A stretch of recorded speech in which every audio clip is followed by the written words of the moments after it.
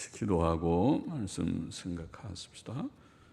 하나님 아버지, 이 시간도 하나님의 말씀 앞에 저희들이 또 앉아 싸우니 모든 가족들, 가정들마다 하나님께서 은혜 주시고 또 함께 읽은 말씀을 조금 묵상케 하시고 또 거기에 담긴 하나님의 진리와 교훈을 찾고 교훈을 받게 하여 주시고 또 하나님의 말씀이 우리에게는 영의 양식이며 믿음의 지식과 소망과 견고함이 되게 하여 주시고 또 우리가 이 험한 세상을 살 때 소망이 되며 또 말씀이 우리의 삶의 지침이 되고 빛이 되게 하여 주시기를 소원하며 부족하고 미천한 종에게 하나님의 말씀을 몇 마디 바르게 해석할 지혜와 힘을 주시기를 원하오며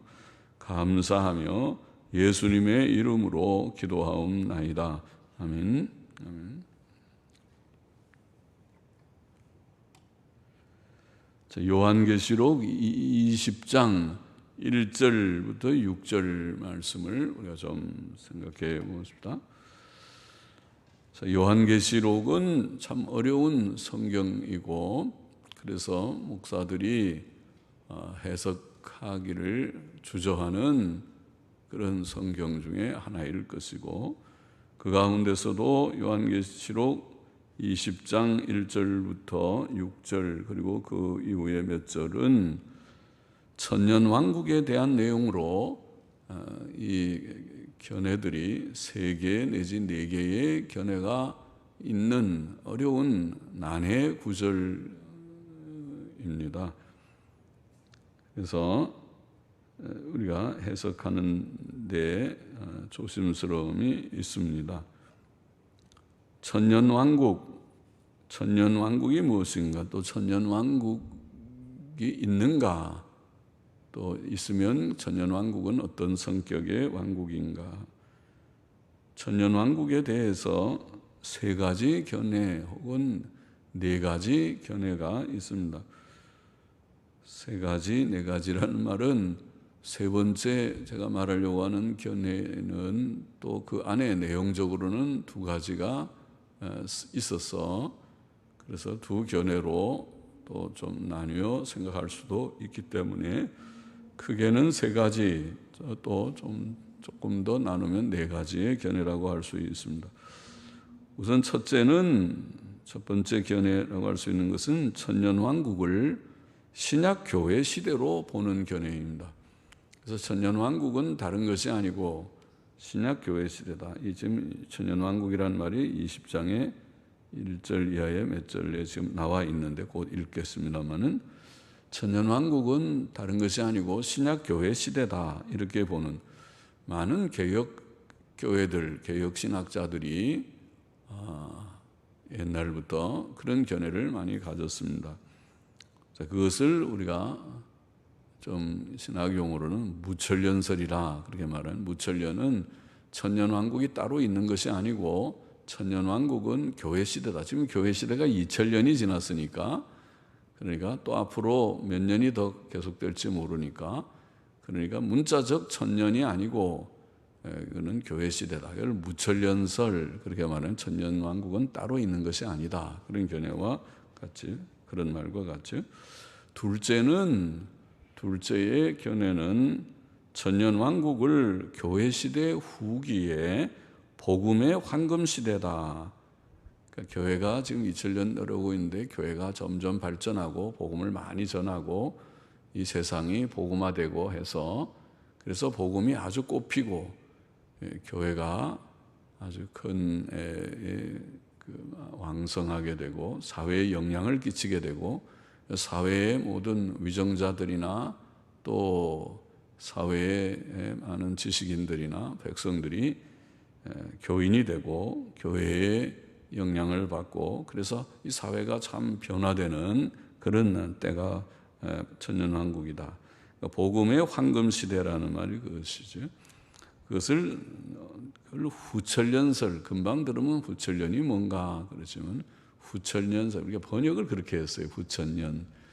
후천년이라고 번역한 말은 영어의 표현은 천년왕국 후에 주님이 재림하신다. 그 견해를 후천년설 줄여서 그렇게 말하다 보니까 후천년설 그렇게 말하는데, 정확히 말하면 천년왕국 후에 재림설입니다. 예수님이 천년왕국 후에 오신다. 그러니까 복음이 꽃피는 황금시대가 있고, 그 황금시대 후에 또 잠깐 짧은 기간 동안에 그 환난인의 시대가 좀 왔다가 주님이 재림한다. 그런 견해라고 보겠습니다.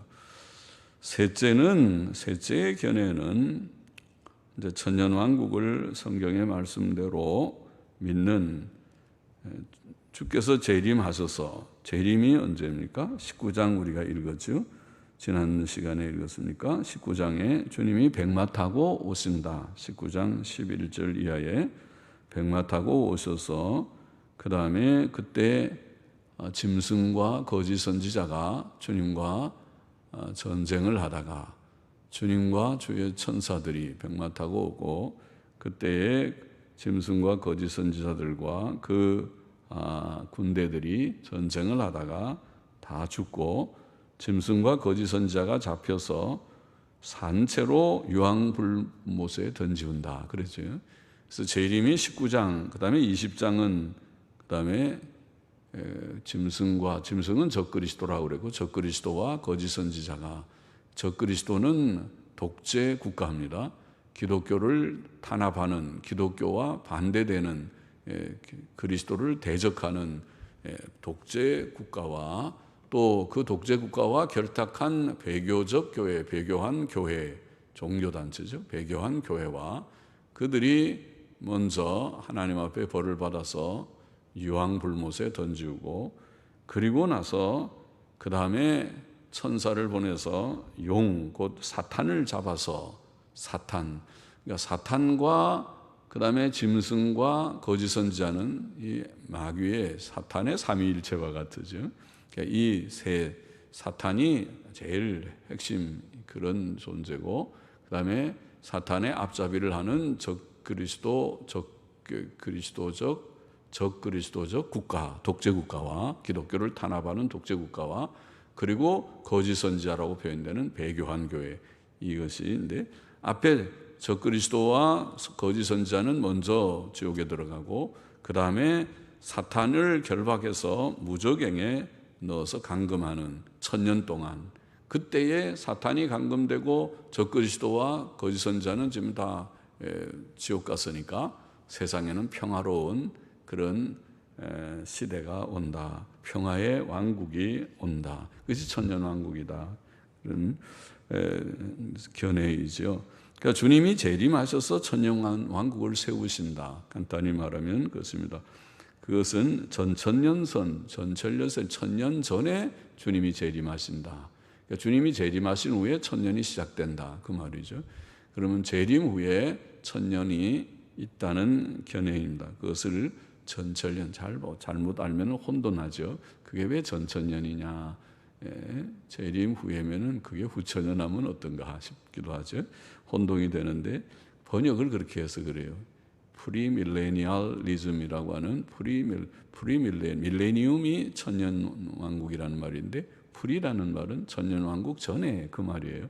그러니까 프리밀레니얼리즘이라는 말은 천년왕국 전에 무엇이 주님의 재림이 있다. 그 견해예요. 그러니까 그걸 전천년설, 또 포스트 밀레니얼 리즘 혹은 포스트 밀레니움이라는 말은 천년왕국 후에 주님이 재림하신다. 그러니까 주님의 재림을 그 시점이 어디냐는 걸 보는 견해죠. 용어 자체는. 그래서 이제 그렇게 다시 보면, 첫째는 천년왕국은 신약 시대다. 따로 천년왕국이 있지 않다. 무천년설. 둘째는 천년왕국은 교회 시대 후기에 복음의 황금 시대다. 후천년설. 그 다음에 셋째는 주님이 재림하셔서 천년왕국 세우신다. 이게 전천년설인데, 전천년설 중에 두 가지가 있어요.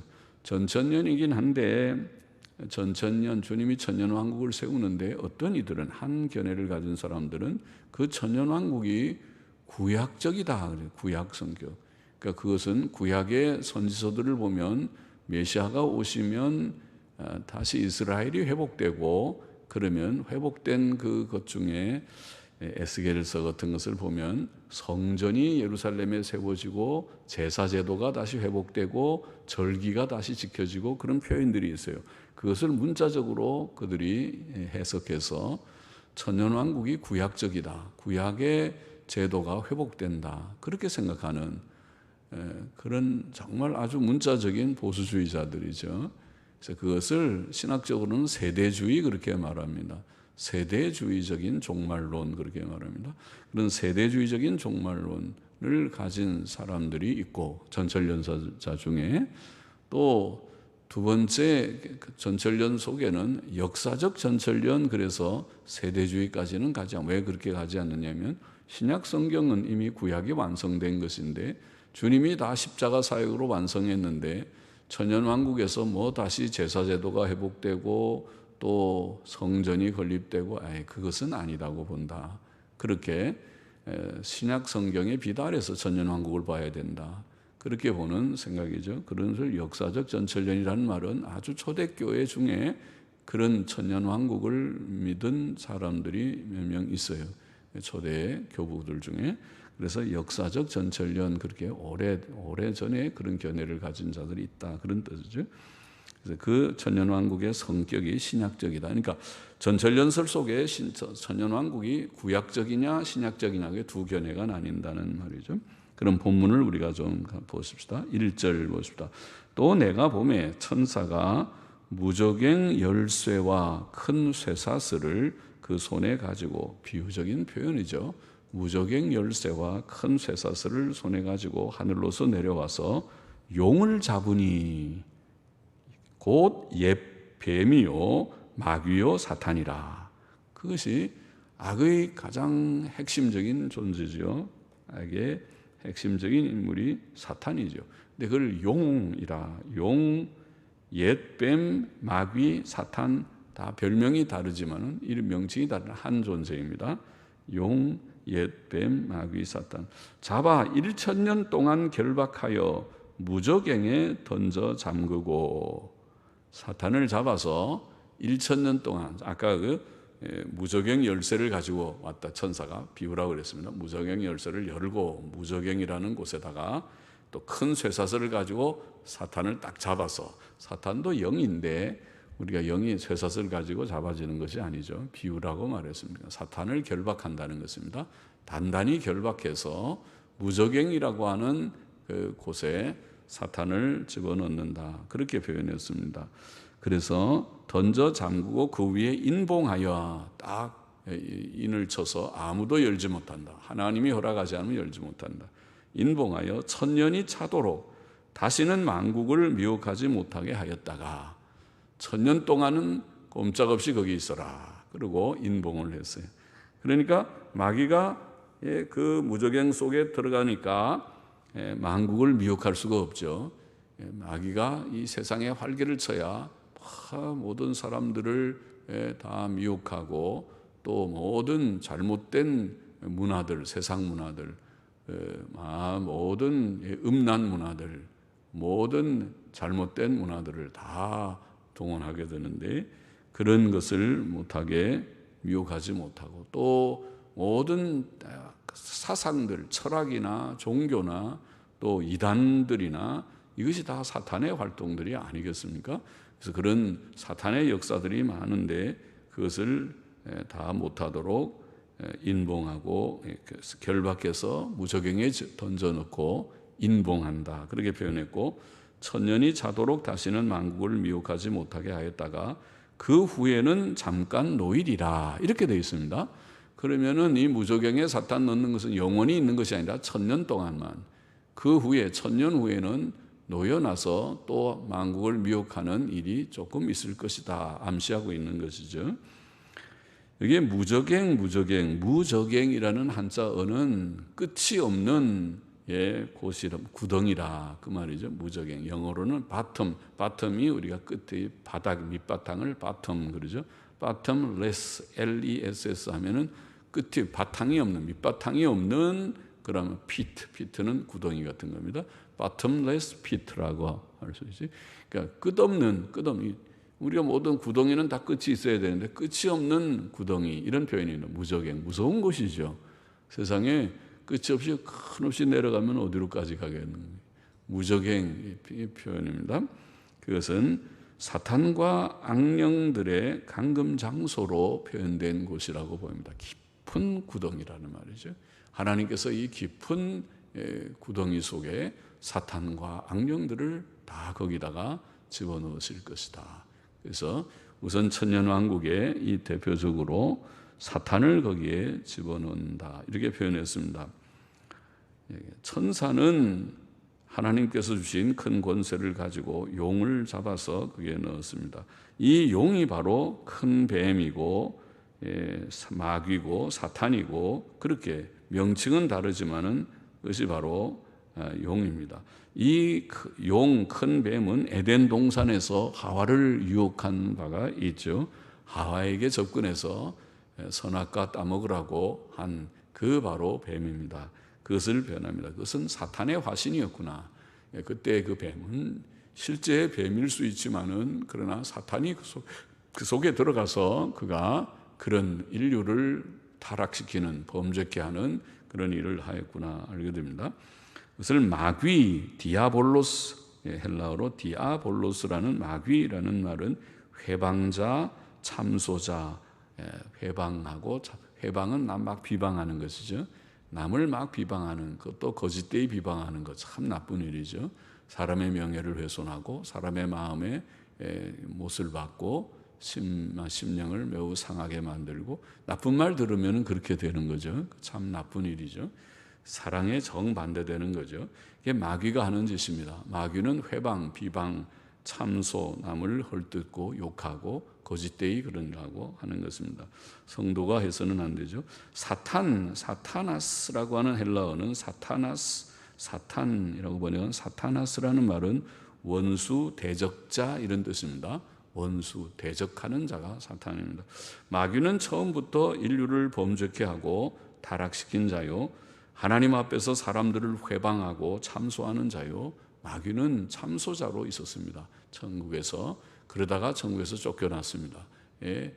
죄를 짓고 천국에서 참소자로 회방하고 참소하는 것으로 나타났어요. 욥기에 보면 그렇게 나와 있죠. 하나님과 인류의 원수고 대적자입니다. 그래서 여기에 짧은 글에 용, 옛뱀, 마귀, 사탄 그래 나와 있습니다. 그런데 이 마귀를 결박해서 1000년 동안 무저갱에 가두고 거기서 나오지 못하게 하신 것입니다. 마귀는 1000년 동안 세상의 나라들을 미혹하지 못할 것이다, 그렇게 되어 있습니다. 세상의 나라를 미혹하지 못할 것이다. 그러면 지금은 사탄이 활동하고 있는가? 활동하고 있다고 보니까 교회 시대 전체를 가리킨다는 것은 조금 무리하다 생각이 들어요. 사탄의 활동을 우리가 정말 없다고 볼 수 있는 것인가? 그게 좀 무리하다고 보는 것입니다. 그러나 사탄의 간섭은 1000년 동안이고 1000년이 차면 반드시, 그 후에는 반드시 잠깐 노일이라, 그렇게 되어 있습니다. 어떤 이들은 이 마귀의 결박과 간금이 신약 시대에 예수 그리스도의 속죄 사역의 효력을 가리킨다고 보았습니다. 그것이 무천년설자들이 주로 주장하는 그런 주장입니다. 무천년설자들은 천년왕국은 신약교회다, 그렇게 말하면서, 그러면 마귀의 결박이 뭐냐 할 때, 그것은 예수님의 십자가 대속 사역이 완성됨으로써 마귀가 더 이상 그렇게 크게 조금만 활동하지 크게 활개치지 못한다. 그것이 마귀의 간금이다, 그렇게 해석하는 것이라고 보입니다. 그래서 마귀가 좀 활동은 하지만은 복음 전파의 사역을 방해하지 못한다. 어느 면에 그런 면도 있기는 있지만은 사탄의 역사가 있는 것 같아도, 그러나 복음은 2000년 동안 힘있게 다 확장되어 왔습니다. 그래서 사탄이 복음 사역을 방해하지는 못한 것은 사실이지만은, 그러나 그렇다면 사탄의 잠시 노임은 무엇을 의미할까? 나중에 잠깐 놓인다고 했으니, 놓이는 것은 속죄사역의 효력의 상실이 된다는 뜻인가? 속죄사역이라는 것이 사탄의 결박이라면, 사탄의 노연하면 속죄사역이 무효화되는 것이 말이 논리에 맞는데 그렇게 될 수는 없지 않느냐. 주님의 속죄사역이 중간에 무효가 되는 수는 없으니까 그렇다면 사탄의 결박을 신약시대로 보는 것이 좀 무리하지 않느냐, 그런 생각을 하게 됩니다.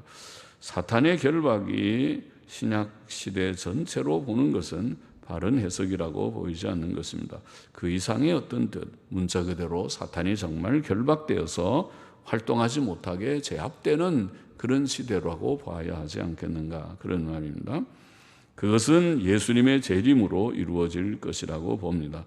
주께서 백마 타고 오셔서 적그리스도와 거짓 선지자를 패하신 후에 사탄을 1000년 동안 감금시킬 것이라고 보는 것이 본문에 가장 맞는 해석이 아니겠는가. 그래서 이 어려운 해석 본문이지만은, 그래서 역사적 전철연설이라고 우리가 말하는 천년왕국을 믿는 것이 옳은 견해가 아닌가, 그렇게 생각하게 되는 것입니다. 4절 5절로 넘어가 보십시다. 또 내가 보좌들을 보니 거기 앉은 자들이 있어 심판하는 권세를 받았더라. 또 내가 보니 예수의 증거와 하나님의 말씀을 인하여 목배임을 받은 자의 영혼들과 또 짐승과 그의 우상에게 경배하지도 아니하고 이마와 손에 그의 표를 받지도 아니한 자들이 살아서 그리스도로 더불어 1000년 동안 왕노릇하니, 1000년 왕국이란 말이죠. 살아서 그리스도로 더불어 1000년 동안 왕노릇한다. 그 나머지 죽은 자들은 1000년이 차기까지 살지 못하더라. 이는 첫째 부활이라. 끝까지 보십시다. 사도 요한은 몇 가지를 여기서 보았습니다. 첫째, 우선 그는 보좌들을 보았습니다. 보좌들을 보니, 보좌는 보통 그냥 의자보다는 조금 더 권위 있는 그런 의자입니다. 재판관들이 앉는 의자 같은 의자의 모습입니다. 보좌는 재판하는 권세를 상징한다고 보입니다. 사람들이 그 보좌에 앉아 있었습니다. 그 앉아 있는 자들이 누구인지 분명하지 않지만 원문에는 그리고 그들은 그것들 위에 앉아 있었다라고 되어 있습니다. 아마 그들은 첫째 부활에 참여하고 그리스도로 더불어 1000년 동안 왕노릇할 모든 성도들을 가리킬 것입니다. 그래서 여기 다음에 나오는 그리고 그들은 그것들 위에 앉아 있었다. 그들은 누구냐? 곧 부활한, 첫째 부활이라고 말하는 4절 5절 전체를 읽어본 그 부활한 자들, 그들은 그리스도와 더불어 1000년 동안 왕노릇할 모든 성도들, 그들이 보좌에 앉은 것은 심판하는 권세를 가졌다는 뜻이겠습니다.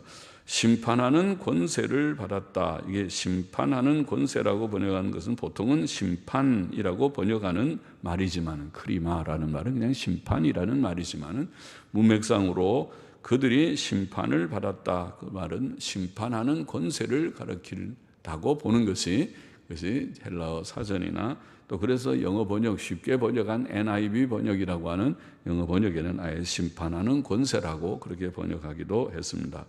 심판하는 권세를 받았다고 봅니다. 또 사도 요한은 보기를 예수님의 증거와 하나님의 말씀을 인해 목배임을 받은 자들의 영혼들을 보았습니다. 그것은 순교자들을 가리키는 표현일 것입니다. 물론 그들도 심판의 권세를 받고 보좌들에 앉은 자들 중에 포함될 것입니다. 그 승리한 성도들 가운데 순교자들도, 목배임을 받았던 순교자들도 있을 것입니다. 또 사도 요한은 짐승과 그의 우상에게 경배하지 않고 그 이마와 손에 표를 받지 않았던 자들을 보았습니다. 그것은 모든 진실한 성도들, 순교자들을 포함해서 모든 진실한 성도들을 가리키고 그들이 다 심판의 권세를 가지고 보좌에 앉아 있는 자들이라고 봅니다. 적그리스도의 활동들은 초대교회와 중세교회를 거쳐 신약교회의 역사상 항상 있어 왔고 주 예수 그리스도의 재림 직전에는 더욱 절정적으로 있을 것입니다. 우리가 지금 얘기한 대로 요한계시록 6장부터 19장에 나오는 소위 환란 시대라고 말하는 일곱 인, 일곱 나팔, 일곱 대접의 환상으로 여기에 기시되어 있는 이 환란 시대는 바로 사탄과 적 그리스도와 거짓 선지자가 활동하는 그런 시대를 묘사했죠. 그래서 교회 역사 속에서도 그런 일들이 초대교회에도 로마 황제들을 통해서 또 많은 거짓된 이단 종파들, 또 특별히 중세 교회를 통해 천주교회를 통해서 그런 역사들이 종종 있어서 이때가 그때인가 하고 질문하게 되었었습니다. 그러나 예수 그리스도의 재림 직전에는 절정적으로 그런 일이 있을 것이다. 그러나 이런 적그리스도의 활동도 있지만은 적그리스도의 세력에 복종하지 않고 신앙의 정절을 지킨 자들도 초대교회부터 교회 역사상 항상 있어 왔습니다. 초대교회에도 순교자들이 있었습니다. 순교한 성도들, 일반 신도들도 많이 있었습니다. 그리고 마지막 때에도 그러할 것입니다. 마지막 배교의 시대에도 또 큰 핍박과 어려움이 있지만은 그러나 믿음 지키는 자들이 없지 않을 것이다. 또 그 다음 구절에 보면 그리고 그들은 살아서 그리스도와 함께 1000년 동안 왕노릇하니, 원문을 직역하면 그런데 그리고 그들은 살아서 그리스도와 함께 1000년 동안 왕노릇하니. 자, 여기에 그들은 앞에 언급한 모든 성도들을 가리킨다고 봅니다. 예수 그리스도로 말미암아 구원받은 모든 성도들은 다 부활하여 예수 그리스도와 함께 1000년 동안 세상을 통치하게 될 것이라고 보입니다. 이것이 다음 절에 언급된 첫째 부활입니다. 그 나머지 죽은 자들은, 본문에 계속 읽어보면 그 나머지 죽은 자들은, 만일 앞에 언급된 자들이 순교자들만 묘사한 것이라면 그 나머지 죽은 자들은 예수님 믿는 나머지 사람들을 가리킬 수 있을 것이지만, 앞에 언급된 자들이, 그들이 살아서 하는 그들이 예수님 믿는 모든 성도들을 가리킨다고 보기 때문에 그 나머지 죽은 자들은 그렇다면 불신자들과 악인들을 가리킨다고 보입니다. 즉, 이 구절은 이 마지막에 20장에 있는 6절의 구절입니까? 이 5절의 말씀, 이 구절은 의인의 부활과 악인의 부활을 구별한 것이라고 보입니다. 의인의 부활이 먼저 있고 그 다음에 그 나머지 죽은 자들은 하는 말은 악인들의 부활을 구별한 것이라고 보입니다. 그것이 이제 전철련의 견해의 해석입니다. 전철련 견해는 부활이 둘로 쪼개진다. 먼저 주님이 재림할 때 의인들이 부활하고, 그건 성경이 보이니까 데살로니가전서 4장 15절 이하에서 우리가 읽은 바도 있고, 그렇게 부활하고 변화를 받고, 살아있는 자는 변화를 받고, 그리고 악인들은 1000년 왕국 후에 부활하게 될 것이다. 그래서 심판에 들어가게 될 것이다. 그런 마지막 최종적인 심판은 1000년 왕국 후에 있다. 이것이 이제 전철련설의 견해죠. 그게 물론 어려운 점이 없지 않지는 않습니다. 이렇게 의인의 부활과 악인의 부활을 구별한 것이라고 보고, 고린도전서 15장 23절 24절에 사도 바울의 서신에서도 그와 좀 비슷한 말씀을 찾아볼 수 있습니다.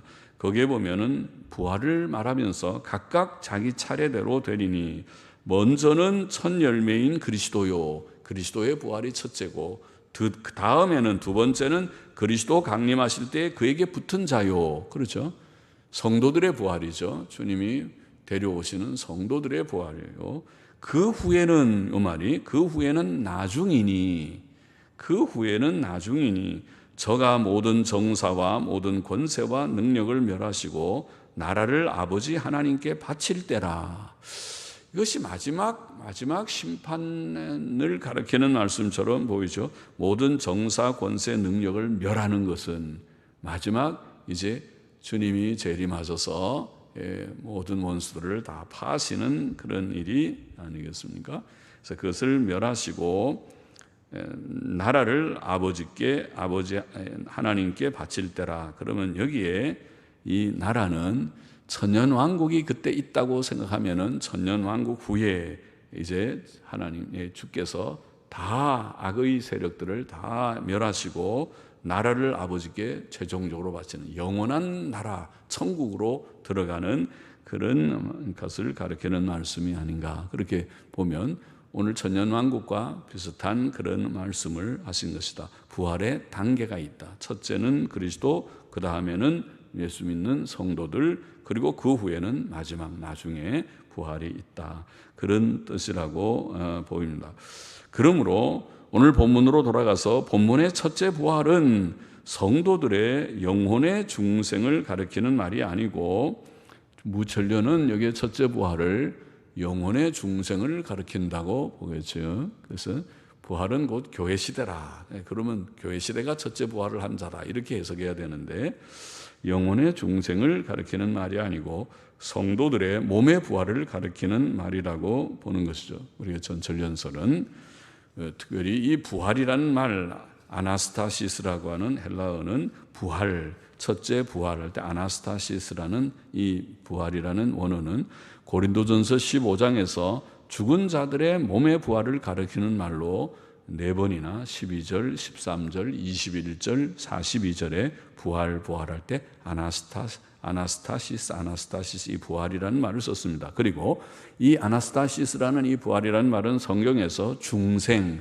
거듭남이라는 중생이라는 말을 위해서는 중생이라는 사실을 위해서는 한 번도 사용된 적이 없는 단어입니다. 그러니까 첫째 부활이라는 이 말은 몸의 부활을 가리키는 것이 자연스러운 그런 뜻이라고 보입니다.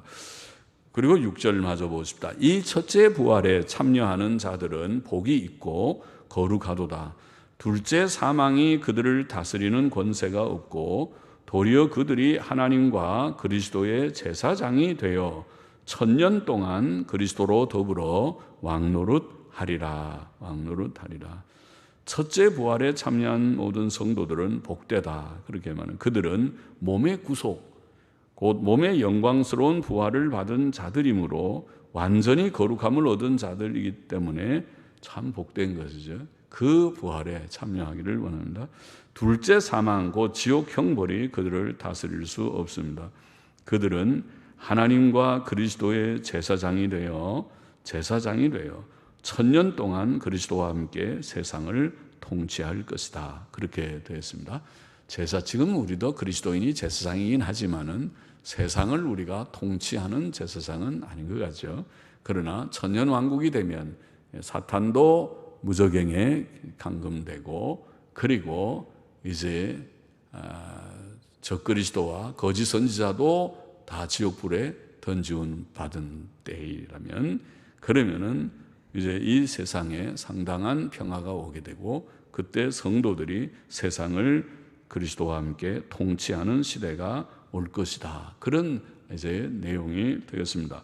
그 천년은 사탄이 결박된 상태이기 때문에 사탄의 미혹이 없고 온 세상에 사탄의 미혹이 없고 불법이 상당히 억제되고 풍성한 평화가 있을 것입니다. 천년왕국은 복된 시대가 될 것이라고 생각됩니다. 어려운 구절이지만은 이것을 역사적 문자적 천년왕국으로 해석할 때에 천년왕국은 참으로 복된 시대가 될 것입니다. 그리고 진실한 성도들은 그 천년왕국에 다 참여하게 될 것이라고 봅니다. 본문의 교훈을 우리가 좀 정리해 보십시다. 첫째로 장차 사탄은 천년 동안 결박될 것이다. 그것이 오늘 본문에 밝게 나와 있는 말씀이죠. 사탄이 결박된다. 하나님께서는 사탄을 결박하여 천사를 보내어 사탄을 결박하여 천년 동안 무저갱에 감금하실 것이다. 둘째, 성도들은 복된 부활을 할 것이다. 이게 첫째 부활이라는 표현을 했습니다.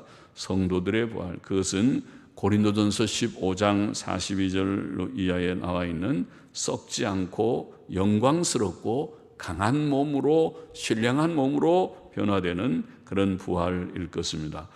그것은 영생하는 부활입니다. 우리가 생명의 부활이라 주님께서 요한복음 5장인가요? 5장에 말씀하신 생명의 부활을 심판의 부활이 아닌 생명의 부활을 하게 될 것입니다. 그 첫째 부활에 참여하는 자들은 복이 있고 거룩하며 둘째 사망, 그 지옥 불못이 그들을 다스리는 권세가 없을 것이다. 그리고 셋째로 오늘 본문에 부활한 성도들, 지금 이 첫째 부활에 참여한 성도들은 장차 주 예수님의 재림 후에 그와 함께 세상을 심판할 것이며 심판 권세를 가졌다고 표현하고 있고, 또 주님과 함께 1000년 동안 왕노릇할 것이다, 그렇게 표현했습니다. 세상을 심판하는 권세, 또 1000년 동안 왕노릇하는 권세, 4절 말씀에 우리가 읽었죠. 또 내가 보좌들을 보니 거기 앉은 자들이 있어 심판하는 권세를 받았더라. 또 내가 보니 그들이 살아서 그리스도로 더불어 1000년 동안 왕노릇하더라, 이렇게 되어 있습니다.